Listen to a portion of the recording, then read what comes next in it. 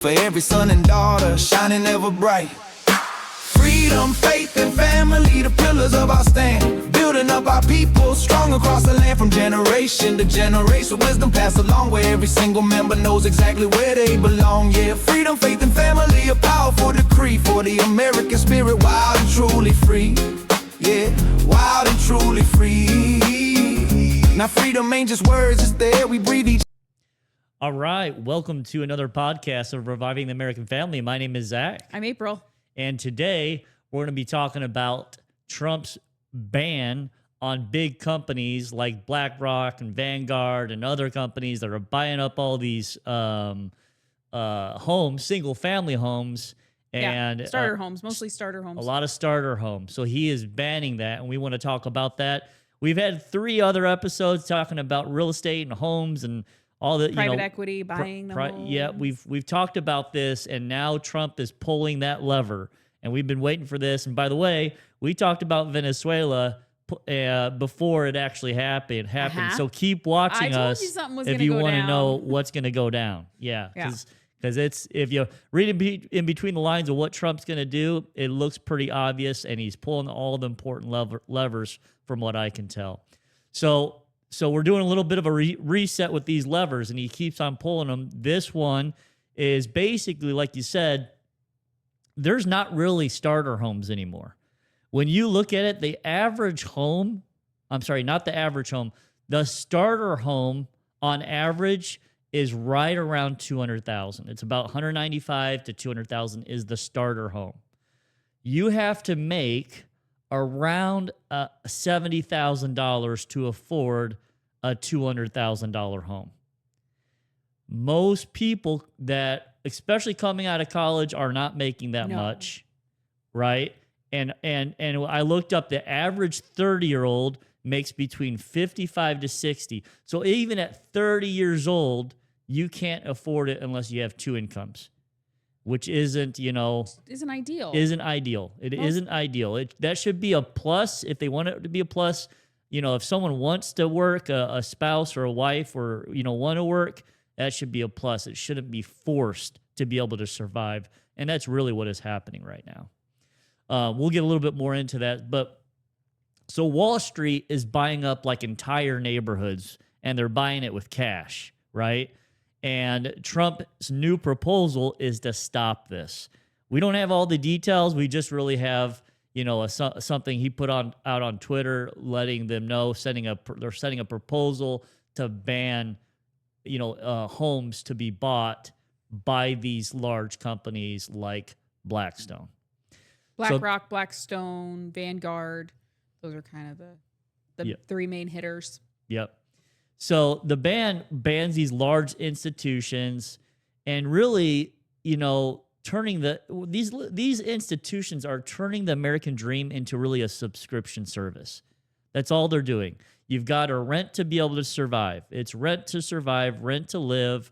And, with everything that's happening now, the increase of immigration that we've had, the increase of inflation, not enough homes in the market, it just has brought the cost of homes up to be pretty unaffordable for a lot of people. And that is not good for any of the markets, because you're spending your money either on rent or a mortgage. I always hated renting, and I always hated the concept of renting, because you're just giving your money to somebody. Like, that's never going to be yours. It's just going to be a constant cash cow for them, and it's going to be a constant money pit for you. I just always, renting anything just like always kind of made my brain glitch. I don't understand renting. Yeah. And I hated it when we had to do it, because there are times when you have to do it. But I always hated it. Yeah, I feel the same way. Now, some of the markets, so if you look at homes all across the United States, about 3% are owned by these large corporations. But it depends. There's nuances. Yeah, it depends on where you live. It can be up to 20 to 30% in some markets. So the good markets where all the jobs are, where you want young, fresh, new faces and renters, they're going in, they're buying up all the homes, raising the price, and then you have to rent. And you might have to rent for 10 plus years as an adult, and that's just not good. That's not right. No. The sooner you can buy a home, the better. You know, it gets you to, you know, put some roots in and start your life and start your economic future as well. Yeah. Now, why does home ownership matter to a Christian family? It should matter. You want to be able to put roots down. You know, landlords can boot you out whenever they want to. You know, that's up to them. And renters are dependent, owners are free. That's a good concept. You see this all throughout the Bible. All throughout the Bible, they're talking about inheritance of land, of home, of ownership. Mm-hmm. It is a biblical principle to own, not to rent. And it has to do with agency. It has to do with freedom. It has to getting out of debt. You've got to be able to do that. You'll never get out. I know you're still going to have a mortgage. Most people aren't going to come through this life without having a mortgage to be able to, but at least you're starting to pay it down. Rent, you're just paying someone else's mortgage. There's a light at the end of the tunnel to where it's going to be yours. You can paint your walls. You can hang up pictures. That's one thing with a lot of renters. Don't let you do that kind of stuff. It's yours. It's something you can develop and something you can make better. Yeah. And, you know, I think just like with anything that Trump does, there's going to be people pushing back on this. We do have to be careful. I'm sure with every policy, there's loopholes. So you got to be careful, close up all the loopholes. And then the political opposition, the people that just doesn't matter what Trump does, they're going to hate it. They're going to say, oh, you know, some people just want to rent. Well, they shouldn't want to. We should be teaching our citizens that, yes, renting for a short period of time is necessary for most of us.